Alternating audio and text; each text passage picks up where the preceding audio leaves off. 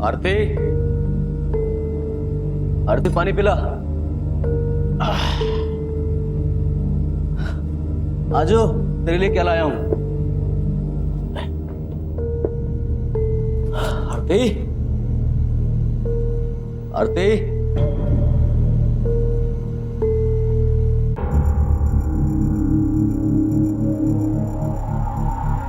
आरती भैया थे।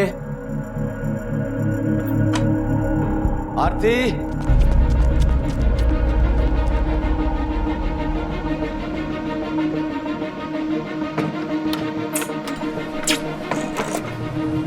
आरती,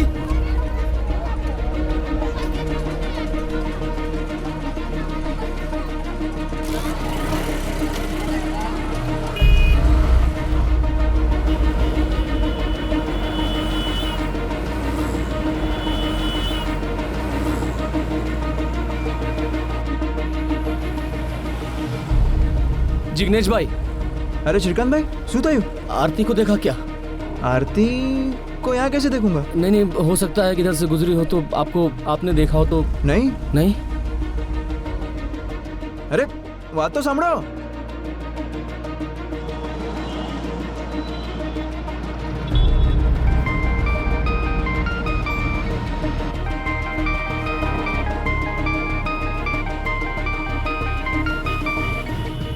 हाँ जतिन भाई बोलो। अरे जतिन भाई 4 कलाक से ढूंढ रहा हूँ उसको। तो थोड़ा और ढूंढ लो ना श्रीकांत भाई। जतिन भाई मेरी कुछ समझ में नहीं आ रहा है, बहुत टेंशन हो रही है। अरे कभी घर से बाहर। अरे श्रीकांत भाई तुम्हें टेंशन नहीं लियो, आप घर पे जाके इंतजार करो, हो सकता है वापस आ जाए। अरे नहीं आएगी जतिन भाई, पता है मेरे को कुछ गड़बड़ है। मैं एक काम करता हूँ, पुलिस में जाकर रिपोर्ट करता हूँ। साहब आरती गोयल नाम है इसका। कितने साल की है? 19 देखने में छोटी लगती है। आप इसके क्या लगते हैं? जी काका, भतीजी है मेरी। किसी लड़के के साथ कोई चक्कर, आसपास कोई जान पहचान, कोई अफेयर, ऐसा कुछ? नहीं नहीं साहब, हो नहीं सकता है, वो ऐसी लड़की ही नहीं है। आपके साथ कोई कहासुनी हो गई हो, आपने डांट दिया हो और गुस्से में घर छोड़कर भाग गई हो, ऐसा कुछ? नहीं नहीं साहब, मैं क्यों डांटूंगा भला उसको, मैंने तो जिम्मेदारी ली है उसकी। वो साहब क्या है कि लड़की थोड़ी दिमाग से मतलब थोड़ा दिमागी बीमारी है उसको। वो जब से उसके पिताजी गुजर गए ना तब से। लड़की का फोन नंबर? हाँ साहब वो। देखिए फोन नंबर से उसके रिकॉर्ड्स मिल सकते हैं, उसे ट्रैक भी किया जा सकता है। हाँ साहब, पर वो फोन वापरती नहीं थी ना। तो आप उसको कांटेक्ट कैसे करते थे? लैंडलाइन पर। लैंडलाइन से तो घर के अंदर कांटेक्ट होगा, घर के बाहर कॉलेज वगैरह भी तो जाती होगी। कॉलेज नहीं साहब, कॉलेज नहीं जाती थी ने।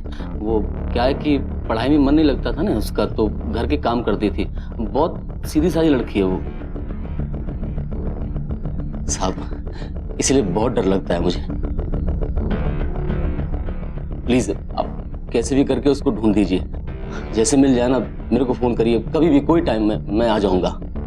ठीक है, आप जा सकते हैं। जी सर।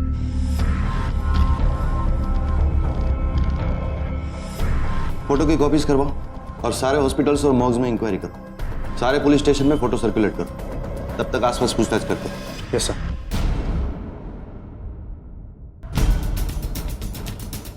आई थी यह लड़की तो श्रीकांत भाई अपने साथ लाए थे। कब? 1.5-2 महीने हो गए होंगे।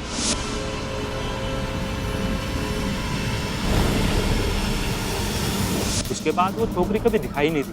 श्रीकांत भाई उसे घर के अंदर रखते थे ताला लगाकर। मुझे सब बड़ा अजीब सा लगा, तो फिर मैंने एक दिन श्रीकांत भाई से पूछा कि ताले का चक्कर क्या है, तो बोले अरे वो भतीजी छे हमारी, लेकिन नॉर्मल नहीं छे, दिमाग की प्रॉब्लम है ना उसको, इसीलिए ताले के अंदर रखना पड़ता है उसको ताकि कोई प्रॉब्लम ना हो जाए। अभी अली पुकट किधर भी चली गई तो टेंशन है ना। भागी गई, मुझे तो पहले ही पता था कि भाग जाएगी। क्यों? मैंने देखा था श्रीकांत को उसके साथ अजीब अजीब हरकत करते हुए। हाँ जयश्री बहन बोलो। आ पार्सल તમારો कुरियर वालों આપી ગયો હતો। आप घर पे थे नहीं और किसी ने दरवाजा भी खोला नहीं, तो मुझे देखे गया हूँ। वो भतीजी से हमारी गांव से आई है। ठीक है, थैंक यू। वो लड़की इतनी डरी हुई थी और रो रही थी। छोटी बच्ची सी तो थी वो बेचारी।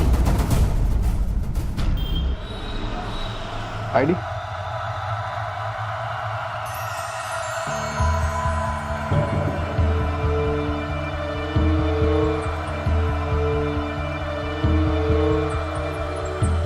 आगे आपका शादी रहेंगी? हाँ। नाम? सीमा गोयल। कोई आईडी?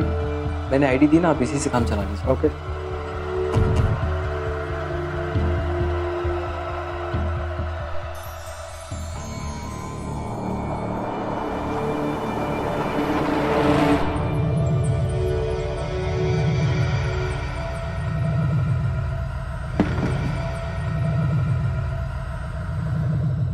Yes sir. मतलब ये सेक्सुअल अब्यूजमेंट का केस हो सकता है? जी सर, हो सकता है। इसीलिए शायद श्रीकांत इतना भौखलाया हुआ है। ताकि आरती कहीं किसी को कुछ बता ना दे। पॉसिबल। एनीवेज, पहले सारी बातों को साबित करना होगा, तभी कोई एक्शन ले पाएंगे। श्रीकांत को पुलिस स्टेशन बुलाओ। Okay sir.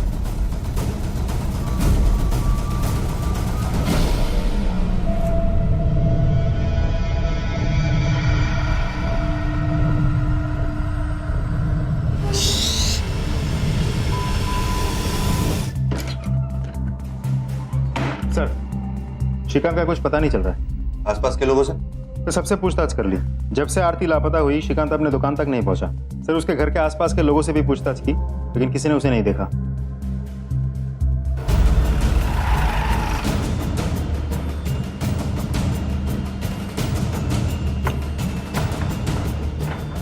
मेहता, तुम ऊपर जाओ, तुम लोग इस तरफ जाओ।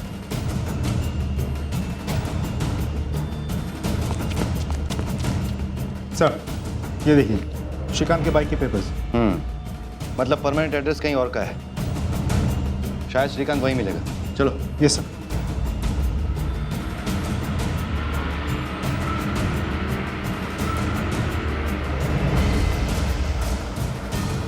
कमाल है, श्रीकांत के माँ बाप है आप। वो कहाँ गया, उसे क्या हुआ, आप कुछ नहीं जानते? मेरे को इसी बात का डर था। मैं तमने कीधु हतो कि एक बार फोन करके देखो।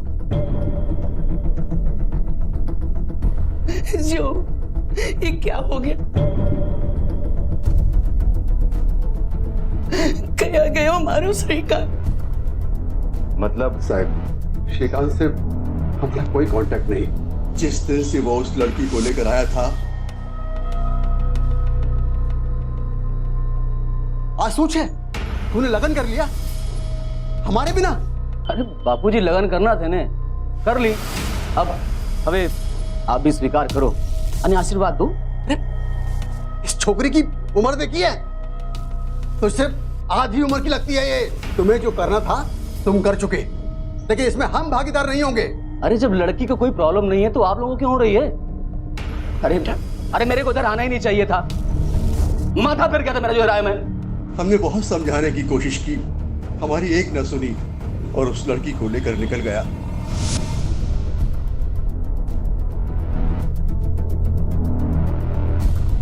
यही वो लड़की है जिससे श्रीकांत ने शादी की थी? हाँ जी। इसी से लगन किया था श्रीकांत ने। तो फिर श्रीकांत ने हमसे झूठ क्यों बोला? कि आरती उसकी पत्नी नहीं भतीजी है? आरती गोयल नाम है इसका। कितने साल की है? 19। आप इसके क्या लगते हैं? जी काका, भतीजी है मेरी। शायद लड़की उम्र में छोटी है, इसलिए हमें आरती के घर वालों से भी पूछताछ करनी होगी।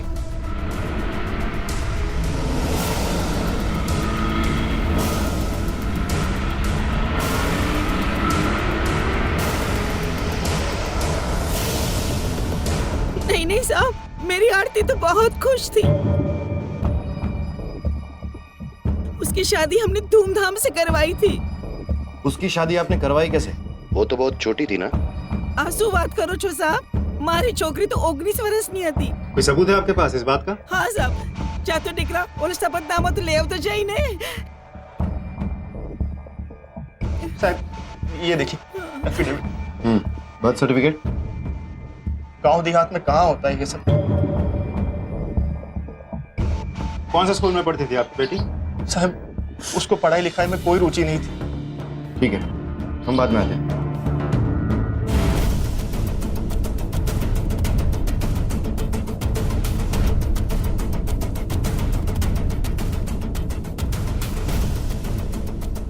इसे जानती हो तुम?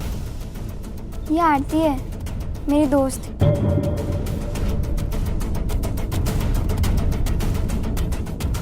मैं, आरती और मृदुला। पक्का? आरती से कोई बात नहीं हुई थी तुम्हारी? नहीं सर, उसकी शादी के बाद उससे कुछ भी बात नहीं हुई थी। क्या उम्र है बेटा तुम्हारी? 15 साल। इस पहेली में कई सवाल जुड़ते जा रहे थे। क्या आरती की असली उम्र के रहस्य का उसकी गुमशुदगी से या श्रीकांत के लापता होने से कोई संबंध था? क्या श्रीकांत वाकई गुमशुदा था या फिर पुलिस उसके द्वारा आरती पर किए गए जुल्मों के बारे में जान गई है, इस बात की भनक लगते ही वो रफू चक्कर हो गया? या फिर सच्चाई इन सभी संभावनाओं से परे थी?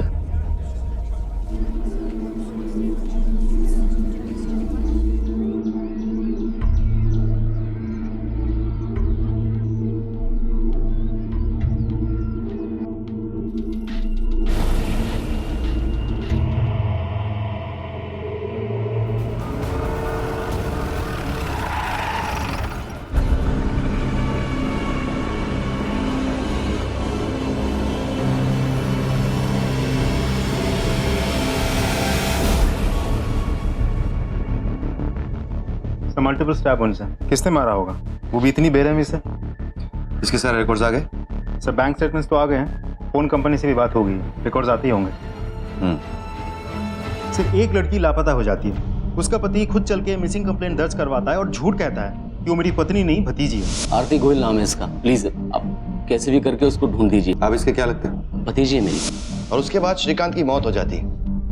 हो ना हो, उसकी मौत का कनेक्शन आरती के लापता होने से जरूर है। सर मुझे लगता है ये लड़की 100% इन्वॉल्व है। हाँ, मगर इन्वॉल्व है तो भी ये काम अकेले करना उसके बस की बात नहीं है। मुझे लगता है कोई तीसरा भी इन्वॉल्व है जो श्रीकांत की तरह आरती को अपना शिकार बना रहा है। सर हाँ, तो श्रीकांत के फोन और बैंक रिकॉर्ड्स। ये फोन रिकॉर्ड्स का क्या हाल है? सर ज्यादातर कॉल्स घर और दुकान के लैंडलाइन से ही हैं, सिवाय 2 नंबर्स। ये देखिए सर, ये नंबर और ये दोनों बार बार आ रहे हैं। पता करो किसके? जी सर। सर बैंक रिकॉर्ड्स में कुछ? हाँ, एक अजीब बात सामने आई। ये देखो, हर महीने 15,000 का ट्रांजैक्शन, और देखो किसके खाते में जा रहा है? सुरेश पटेल, यानी कि श्रीकांत के पिताजी। हाँ, और उसने हमसे क्या कहा? श्रीकांत से हमारा कोई कांटेक्ट नहीं। झूठ बोल रहा था वो। और एक अजीब बात, ये देखो, अचानक 6 लाख रुपए का कैश विड्रॉल। जिस अकाउंट में इतने सालों से इतना कम मूवमेंट है, उसमें अचानक 6 लाख रुपए का विड्रॉल। पता करना होगा ये 6 लाख रुपए आखिर गए कहां और किसे। श्रीकांत के माँ बाप को पता होगा। चलो। जी सर।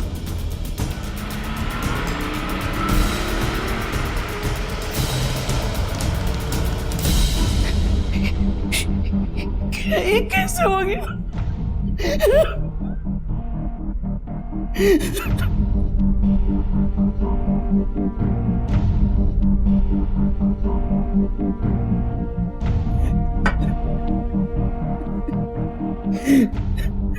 मेरा श्रीकांत से सच में कोई कांटेक्ट नहीं था साहब, इसीलिए उससे पैसे लेने में भी हमें शर्म आती थी। सर उन फोन नंबर्स के डिटेल्स आ गए हैं जिन पर श्रीकांत ने कांटेक्ट किया था। करेक्ट। किसका है? सर कोई जिग्नेश मेहता और जतिन धुमासिया का है। कोई एड्रेस? दोस्त हो तो फिर उसकी वाइफ को भी जानते होगे? हाँ, आरती बाबे ने। हाँ जानता हूँ ना। उन दोनों के बीच संबंध कैसे थे वो पता नहीं। हाँ, पर लास्ट टाइम जब श्रीकांत भाई दिखे थे तभी वो आरती भाभी को ही ढूंढ रहे थे। आरती को देखा क्या? आरती को यहाँ कैसे देखूंगा? नहीं, हो सकता है कि इधर से गुजरी हो तो आपने देखा हो तो। नहीं। आज सवारती साहब यही सोच रहा था कि श्रीकांत भाई का फोन नहीं आया अब तक। आखिरी बार जब आपकी बात हुई थी श्रीकांत से, क्या बात हुई थी? तू अंदर जाने आराम कर। हाँ साहब, लो ले पानी। Thank you. No thanks. शायद आपको पता नहीं साहब, आरती को मानसिक बीमारी है। श्रीकांत भाई का कोई कांटेक्ट नहीं।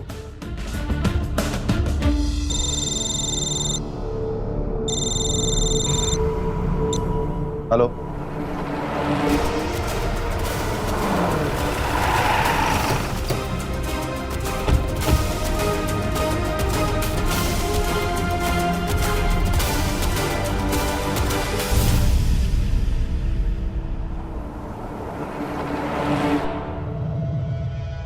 कहाँ थे तुम इतने दिन?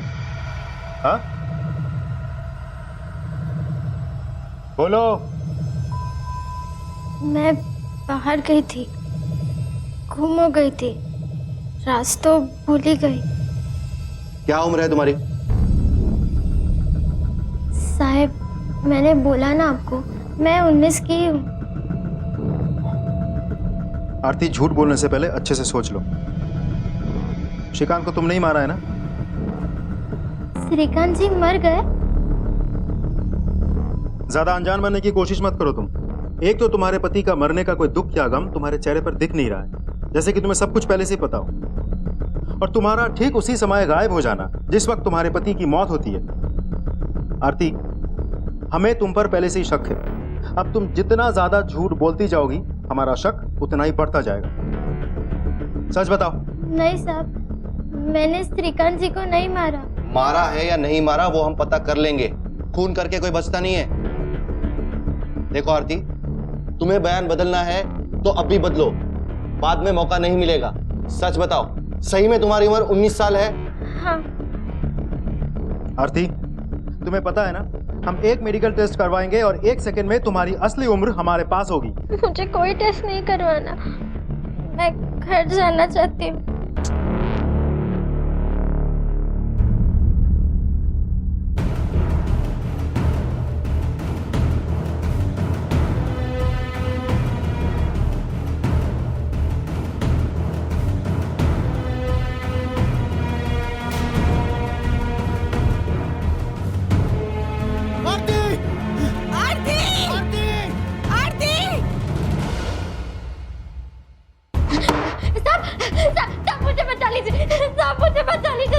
वो लोग मेरे साथ जबरदस्ती करते।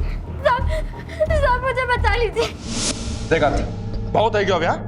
चुपचाप चल वरना नहीं आऊंगी मैं, जो करना है कर लो। क्या बोली? नहीं आएगी? हाँ? आंख दिखाएगी हम लोगों को?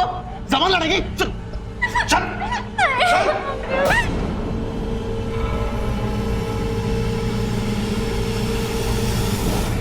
आप लोग इसके साथ जबरदस्ती नहीं कर सकते क्योंकि कानूनन ये बालिग है। हाँ, अगर नाबालिग होती तो आप इसे अपने साथ घर ले जा सकते थे। बताइए, बालिग है या नाबालिग? इसकी असली उम्र क्या है? 15, 16? सब 19 वर्ष नीचे, 19 साल की।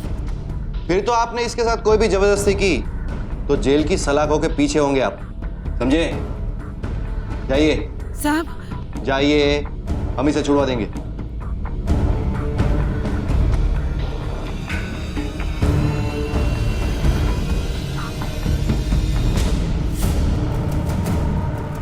बच्ची है सर, मुझे नहीं लगता खून इसने किया होगा। मेहता, जो दिखता है वो हमेशा सच नहीं होता। इस बात को तुम अच्छी तरह से जानते हो। आरती का बैकग्राउंड चेक करवाओ और जिस जगह से श्रीकांत की लाश मिली थी उसके आसपास के इलाके में इसके फोटोज को सर्कुलेट करो। हो सकता है कहीं पर किसी ने इसे देखा और इसे पहचान ले। किस?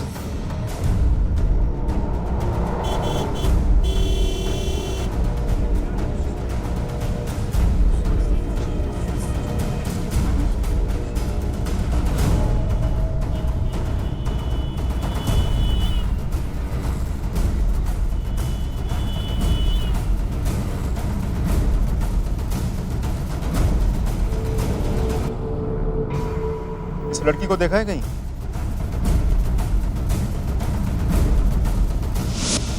हाँ सर, पास के होटल में ही आई थी और इसके साथ में एक लड़का भी था। उस लड़के की शक्ल देखी थी? हाँ सर।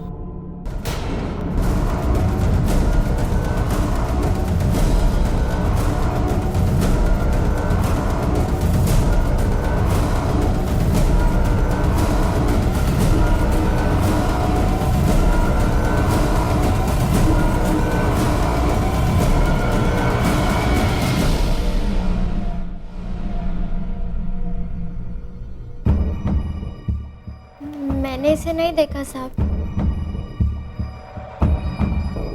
आरती, झूठ मत बोलो। सच उगलवाने के बाकी तरीके भी आते हैं हमें। मेरे को नहीं पता, आप मेरे पे आरोप क्यों लगा रहे हो? आपको पूछना ही है तो कपिल भाई से पूछो ना। मैंने देखा था उसे श्रीकांत जी के साथ झगड़ा करते हुए। अरे लड़की है वो। लगन किया तूने उससे? लगन कोई इलेक्ट्रॉनिक मशीन नहीं है कि मन बदल गया तो वापस कर दो। देख, तुझे नहीं चाहिए तो बोल दे, मैं इसको वापस लेके जाता हूँ, लेकिन पैसे वैसे वापस नहीं मिलेंगे। अरे ऐसे कैसे देगा तू? मजाक समझा क्या? पैसे भी तेरे, लड़की भी तेरी। हाँ? अच्छा, लेकिन अब तक तो वो तेरे साथ ही थी ना। बोल, इतने दिन तो उसको वापरा कि नहीं वापरा? ये सब भी मुफ्त में नहीं होता है। चार्ज लगता है इसका भी। मेरे को सिखाता है तू? मेरे को सिखाता है? निकल यहाँ से, निकल। जा रहा हूं मैं, लेकिन तुझे छोड़ूंगा नहीं मैं, याद रखना तू। हाँ जा। जा रहा हूं। हाँ साहब, श्रीकांत भाई ने 6 लाख रुपए दिए थे मेरे को, पर आरती माटे नहीं। दहेज तो हम देंगे ना, उनसे लेंगे थोड़ी। वो क्या है ना साहब, मेरे को नवा धंधा स्टार्ट करना था, એટલે कैपिटल के नाम पर उन्होंने पैसे दिए थे मेरे को। घरनो जमाई छे ने, वो मदद नहीं करेंगे तो कौन करेगा? पर साहब मैं वो पैसे उनको वापस देने वाला था। तुम्हारे साथ श्रीकांत का जो झगड़ा हुआ था उसका क्या? ना साहब, कोई झगड़ा वगड़ा नहीं हुआ था। मैं और श्रीकांत भाई तो पक्के दोस्त बन गए थे, वरना आजकल के जमाने में इतने पैसे कौन किसी को देता है। तो तुमने उसे नहीं मारा? नाना साहब, इतने भले आदमी को कोई क्यों मारेगा? साहब आप आरती से पूछो, उसी ने किया होगा। सर दोनों एक दूसरे पे उंगली उठा रहे हैं। इन दोनों में से झूठ कौन बोल रहा है और क्यों? दोनों ही तो झूठ नहीं बोल रहे सर। શું વિચારો છો સર?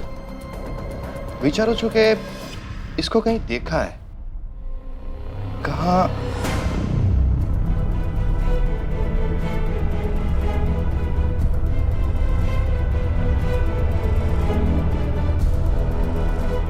क्यों, अब गले से आवाज नहीं निकल रही तेरी?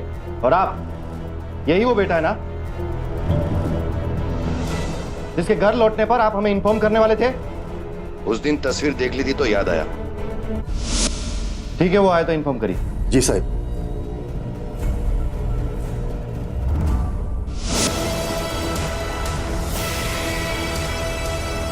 इतनी नफरत करता था तो श्रीकांत से? अपनी भाई के मौत पर जब माँ बाप शोक मना रहे थे तब तू गायब था। वो मुझे कुछ जरूरी काम था। कौन सा जरूरी काम? काम से आरती का कोई लेना देना? देख, सच बता दे, वरना तेरे को इतना मारेंगे ना कि बजाय इसके तू अपने माँ बाप की सेवा करे, तेरे माँ बाप जिंदगी भर तेरी सेवा करेंगे, समझा? बोल, क्या कर रहा था आरती के साथ? मदद कर रहा था उसकी भागने में। श्रीकांत उसे बंद करके रखता था, मैंने घर के पीछे के दरवाजे का ताला तोड़कर उसकी भागने में मदद की। तू आरती से प्यार करता था ना, इसीलिए उसके साथ मिलकर श्रीकांत की जान ले ली? सर ये क्या बोल रहे हैं आप? आपको क्या लगता है मैं श्रीकांत हूँ? सर मैं इतना गिरा हुआ, इतना नीच इंसान नहीं हूँ कि एक छोटी सी लड़की के साथ। आपको मारना है ना मुझे, जितना चाहिए उतना मारो, लेकिन प्लीज सर मुझ पे ये घटिया इल्जाम मत लगाओ। आरती सच सच बताओ, तुमने विपुल के साथ मिलकर उसको मारा है ना, श्रीकांत को? क्या चल रहा था तुम दोनों के बीच? हम दोनों के बीच શું બોલું છું તમે? विपुल भाई ने तो मुझे उस राक्षस से बचाया है। वो शरीफ आदमी है साहब, ना वो मेरे बारे में कुछ गलत सोचेंगे ना मैं उनके बारे में। श्रीकांत ने मेरे साथ क्या क्या किया आपको नहीं मालूम साहब। अच्छा हुआ, सारू थी, वो मर गया। मेरी जिंदगी बर्बाद कर दी उसने, और आप मेरे पे शक कर रहे, विपुल भाई पे शक कर रहे। संदिग्ध अपने बयानों और स्पष्टीकरण से किसी तरह से पुलिस को गुमराह करने की कोशिश कर रहे थे। अब पुलिस के सामने 3 मुख्य संदिग्ध आए। पहला आरती का भाई कपिल, जो लालच की वजह से पैसे लौटाने को तैयार नहीं था। दूसरा श्रीकांत का भाई विपुल, जिसे श्रीकांत और उसके किए से सख्त नफरत थी। और आखिर में श्रीकांत की पत्नी आरती, जो श्रीकांत की दी हुई यातनाओं का बदला चाहती थी। लेकिन इसके बावजूद पुलिस के पास कोई ठोस सुराग नहीं था। इस गतिरोध के सामने तहकीकात घुटने टेकने ही वाली थी कि अचानक एक वारदात हुई। मैं, आरती और मृदुला। सर, मृदुला के पोस्टमार्टम रिपोर्ट। सर ये मृदुला तो 15 साल की थी, नाबालिग। बैकग्राउंड चेक, इसके घर वालों से बात की? यस सर, उसके घर वालों ने बताया कि वो शादीशुदा है। उसके पति का नाम जिग्नेश है और एड्रेस उसी दुकान का है जो श्रीकांत के दोस्त जिग्नेश का है। Yes sir. बोल, वरना खाल उधर दूंगा तेरी। कुछ भी खरीदने बेचने की लायक नहीं रह जाएगा, तू समझा ना? बोल। साहब मैंने मृदुला को नहीं मारा है। हाँ मैं मानता हूँ कि मैंने उसके फैमिली को पैसे देके उससे शादी की, लेकिन मारा नहीं। मुंह सुकम अपना ही नुकसान कराओ ने, पैसे तो वसूल होने चाहिए। साले, पैसे वसूल? इंसान थी वो, खिलौना नहीं, समझा? और एक बात बता, मृदुला के परिवार से तुझे किसने मिलवाया? वो हमारे दोस्त है ना, उन्होंने भी उसी गांव की छोरी से लगन किया था। क्या नाम है उसका? जतिन भाई, भोजन बहुत स्वादिष्ट लागे छे। अरे खास તમારા માટે બનાવ્યું છે, મજા કરો ને। ખાઓ ખાઓ।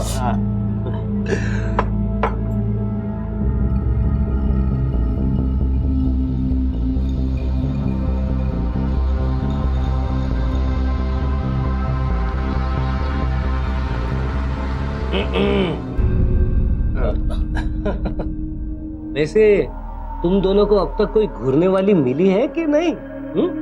मिले भी तो એટલે भाभी माफिक जवान और खूबसूरत थोड़ी ना मिलने वाली है। अरे मिलेगी भाई, मैं कहता हूँ मिलेगी। बोलो पैसा है? खूबसूरत, जवान, हर बात मानने वाली, एकदम मासूम, बस पैसा चाहिए बस। बोलो है? तो तूने पैसे देकर एक नाबालिग लड़की को खरीद ली? नहीं साहब, सोगन कहने कहूँ छू, मेरे को तो पता ही नहीं था कि वो नाबालिग है। उसके घर वालों ने तो वो बालिग होने का प्रमाण भी दिया था। कैसा प्रमाण? वो एफिडेविट। 27 अगस्त की रात को कहाँ थे तुम? साहब मैं तो घर पर ही था। साबित कर सकते हो? हाँ मतलब आप मेरी बीवी से पूछ लीजिए, हम दोनों घर पर ही थे, साथ में टीवी देख रहे थे। कहाँ है वो? बुलाओ। हाँ जी। अरे सांभड़, आई आओ तो।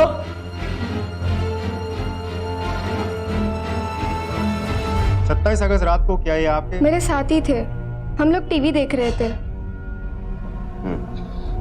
श्रीकांत और जिग्नेश ने तुम्हारे जरिए पैसे देकर शादी की? ना ना साहब, शू बात करो छो, दोनों 30-35 साल के कुंवारे हैं। उनको बस शादी करनी थी तो मैंने मदद कर दी, बाकी पैसों के बारे में मुझे नहीं पता साहब। शादी नाबालिग लड़कियों से? ना ना साहब, नाबालिग लड़कियों से कैसे शादी करेंगे, वो तो अपराध है ना। दोनों ने बालिग लड़कियों से ही शादी किया होगा। और तुमने? तुम्हारी बीवी भी दिखने में तो नाबालिग ही लगती है। साहब लगती है पर है नहीं, 20 वर्ष नहीं छे। मारी पास प्रमाण पत्र छे, लगन के पहले पूरी खातरी कर ली थी मैंने। दिखाओ जरा। अब जी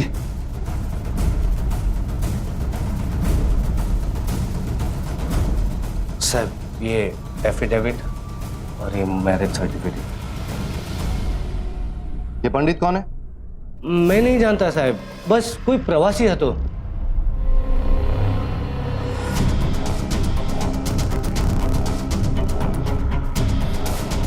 साहब ये एफिडेविट और ये मैरिज सर्टिफिकेट।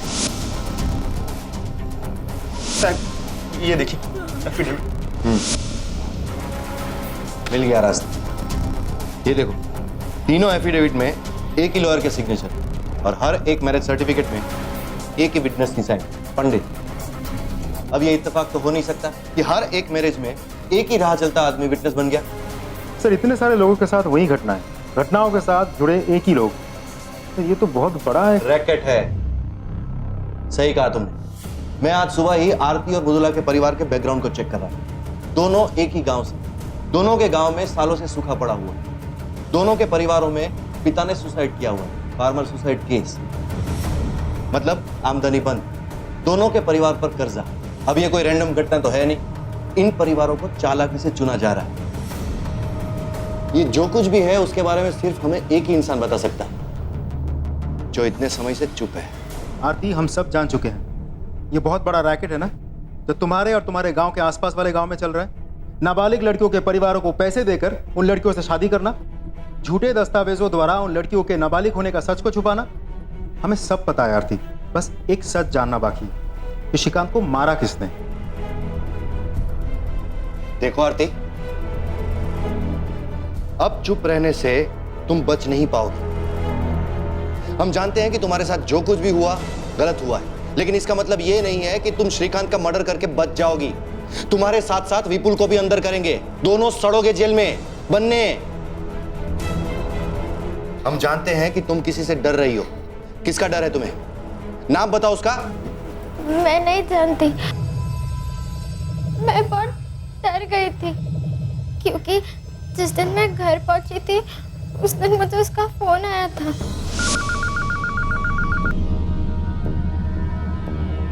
हेलो। अगर तूने अपना मुंह किसी के सामने खोला ने तो मैं तुझे मार डालूंगा, जैसे तेरे उस आदमी को और तेरी उस मृदुला को। तो इंसान दो लोगों को मार सकता है, वो मुझे भी तो मार सकता है ना।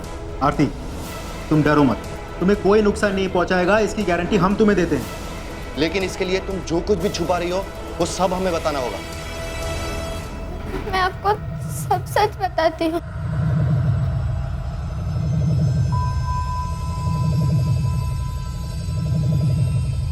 मेरी उम्र 15 साल है।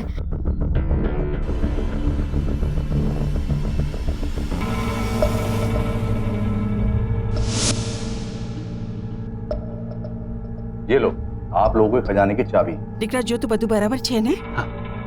अरे 8वीं क्लास का पेपर थोड़ी कितना चेक कर रहा है, कोई गलती नहीं है। ऐसे हजार हम रोज बनवाते हैं। इस एफिडेविट के मुताबिक आरती कानूनी रूप से बालिग है। इसका एक कॉपी बनवा के रख लो, कल को कोई आरती की उम्र के बारे में पूछे तो ये पेपर दिखा देना। इसके आगे तो पुलिस भी कुछ नहीं कर सकती। कोई झमेला तो नहीं है ना? अरे कुछ नहीं होगा, जब तक ये एफिडेविट है कोई कुछ नहीं बिगाड़ सकता। आखिर इतना खर्चा करके बनवाया श्रीकांत भाई है, आप बिल्कुल टेंशन मत लो, कोई झमेला नहीं होगा। ठीक है, तो ये लो कपिल भाई, पूरे 6 लाख हैं, गिन लो आप। अब हमारी आरती आपकी हुई। मारता था वो मुझे। श्रीकांत और मृदुला की हत्याओं के मामले एक बड़े रैकेट की ओर इशारा कर रहे थे और पुलिस को अब इस रैकेट की भनक लग चुकी थी। लेकिन वो इस घिनौने खेल के सिर्फ मोहरों को नहीं बल्कि इसके सरगना को पकड़ना चाहती थी और उन्होंने अपनी तहकीकात नए सिरे से शुरू की। लेकिन इस बीच तेजी से बढ़ रहे उस रैकेट का क्या? दिन रात आरती और मृदुला जैसी मासूम नाबालिग लड़कियों की जिंदगियां दांव पर लगी हुई थी और ये कुप्रथा सिर्फ बढ़ती ही जा रही थी।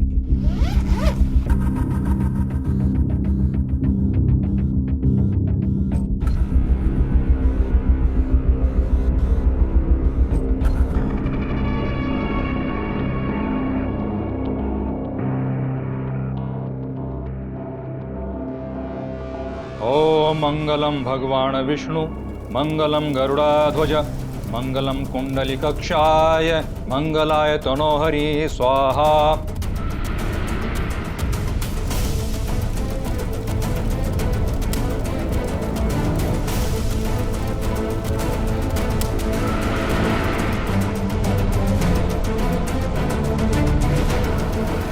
श्रीमान, अभी वधू को मंगलसूत्र पहनाइए। रुको,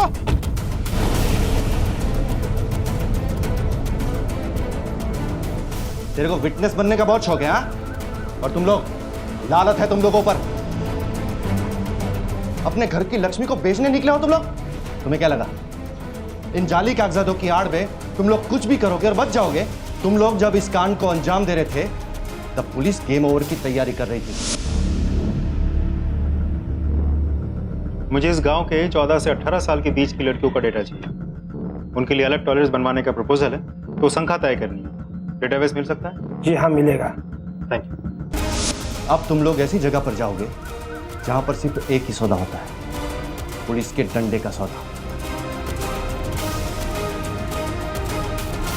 चलो चल। सूखे के कारण सभी किसान त्रस्त हैं। इस कारण से जब भी कोई किसान आत्महत्या करता था तो उसका क्रियाकर्म मैं ही करता था और इसी प्रकार उसके परिवार के बारे में मुझे पता चलता था।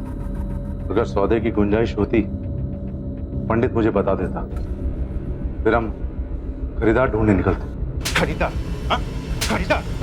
खरीदार ढूंढ। मैं था, एक मिनट। श्रीकांत के मुद्दे पर आ। सर वो आप लोगों के पास आने वाला था। हम सब ने उसे रोकने की बहुत कोशिश की लेकिन उसे किसी की नहीं सुनी। लेकिन मैंने श्रीकांत को नहीं मारा। मुझे ये भरोसा था कि ये मामला हम तक कभी नहीं पहुंचेगा। अरे डॉक्यूमेंट एकदम खरे थे, पैसे का लेन देन भी कैश हुआ था और एक दिन अचानक हमें पता लगा कि श्रीकांत की मौत हो गई। तो हमारे लिए तो अच्छा ही था ना। तुझे कैसे पता चला श्रीकांत पुलिस के पास जाने वाला था? क्या तुम्हारी बीबी मृदुला इस सारे रैकेट का पर्दाफाश करने वाली थी? हाँ। तुमने इसके बारे में किसी को कुछ बोला था? हाँ। किसे? आखिर पुलिस ने इस रैकेट से जुड़े लोगों को रंगे हाथों पकड़ा, लेकिन अब भी 2 गुत्थियां सुलझनी बाकी थी, श्रीकांत और मृदुला की हत्याएं, और यही इस तहकीकात की आखिरी मंजिल थी। पंडित, वकील और जिग्नेश इस मंजिल तक पहुंचाने वाले आखिरी पायदान थे, और इन तीनों की जुबान पर एक ही नाम था। लेके चलो इसे थाने। साहब मैं साचू कहूँ छू साहब, मैंने कुछ नहीं किया साहब। ये सारे लोग ना झूठ बोल रहे हैं सर, मैंने कुछ भी नहीं किया। ये तेरे ही फोन रिकॉर्ड्स है ना? तूने ही वकील को फोन किया था। अरे अजय भाई, आपके समझ में नहीं आ रहा है क्या? श्रीकांत पुलिस के पास जा रहा है, हमें उसे रोकना पड़ेगा। हमारे एफिडेविट एकदम पक्के हैं, हमारा लेन देन भी कैश में हुआ है, तो पुलिस से क्यों डरते हो? देखो अजय भाई, मैं आपको बोल रहा हूँ, श्रीकांत का आप कुछ करो वरना मैं कुछ करता हूँ। फिर हमने जिग्नेश से पूछा। मृदुला ने पुलिस को सारी सच्चाई बताने की ठान ली थी, और ये बात जिग्नेश को पहले से ही पता थी, और मृदुला के मौत से पहले जिग्नेश ने ये बात सिर्फ एक इंसान को बताई थी। अरे जिग्नेश 15 साल की लड़की है वो, थोड़ा सख्ती से पेश आना, उसे धमका, डरा। किया जतिन भाई, नहीं मानती। कोई मतलब नहीं समझा भी नहीं। अब मैं ही कुछ करता हूँ। आरती को डराने के लिए तुमने ही फोन किया था ना? सच सच बोलो, तुम्हारे फोन रिकॉर्ड से हमें ये भी पता चला है। देख, हमें पता है कि तूने ही दोनों खून किए, और जब हमें विश्वास हो जाता है ना, तब हम उम्र, आदमी, औरत कुछ नहीं देखते। तुम्हें भी नहीं छोड़ेंगे। अब बोल बोल। हाँ साहब, मैंने ही दोनों को, श्रीकांत और मृदुला दोनों को। मेरे मना करने के बावजूद भी वो लोग आपके पास आ गए, इसलिए मैंने उसे। वो श्रीकांत जब तक आरती का इस्तेमाल कर रहा था तब तक उसे कोई तकलीफ नहीं थी, और मृदुला को भी जिग्नेश ने पैसे देकर खरीदा था, मगर वो भी कमजोर निकला। वकील अजय और पंडित, उन्हें तो सिर्फ पैसे गिनना आता था साहब, किसी को नहीं पड़ी थी, लेकिन मुझे तो अपनी इज्जत की फिक्र थी ना साहब। सौदा कर लिया ना, अब सड़ जिंदगी भर।